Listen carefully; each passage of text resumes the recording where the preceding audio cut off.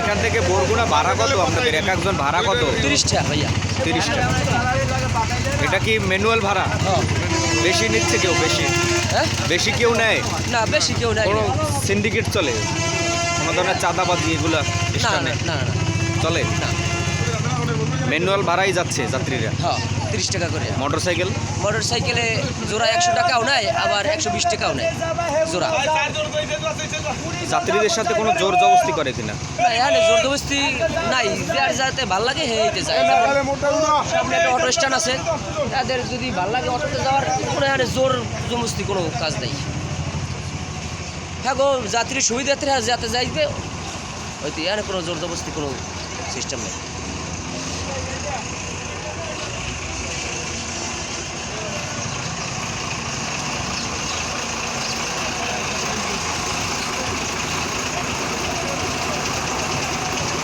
প্রিয় দর্শক, আমরা এই মুহূর্তে রয়েছি বরগুনা পুরাকাটা।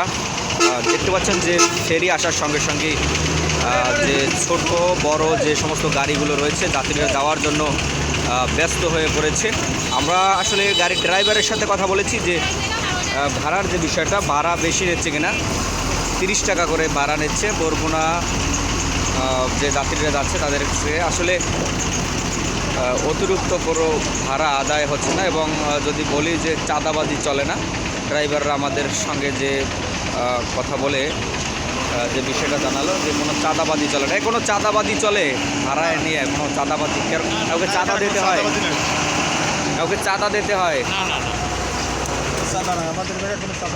হ্যাঁ, কোনো চাঁদা নেই। কোনো চাঁদা নাই। যাত্রী ইচ্ছা মতো যে যারা যেতে পারে, কোনো বাধাবিদ্যা নাই যে আমরা আটকাই রাখলাম না আরেকজন আটকাই নিল না, হবে না, যেতে যাই। একই ভাড়া, ভাড়া 30 টাকা আছে, পিকআপ আছে, মাহেন্দ্র আছে, অটো আছে, যার যেটা খুশি সে সেইটাই চলে যায় ভাড়া দিয়ে। যেটা ভাড়া নিয়ম অনুযায়ী ওইটাই দিয়ে চলে যায়। ভাড়া 30 টাকা, ভাড়া বাড়তিও না, ভাড়া 30 টাকা। প্রিয় দর্শক, ম্যানুয়ালি যে ভাড়া, এই ভাড়ায় আসলে তারা কিন্তু এই যাত্রীদের নিয়ে যাচ্ছে। অতিরিক্ত কোনো ভাড়া আদায় বা হচ্ছে না।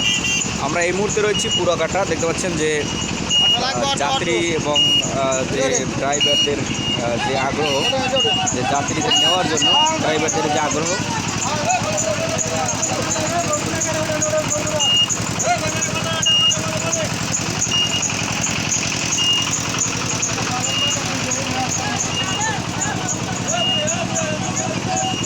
ড্রাইভার কই?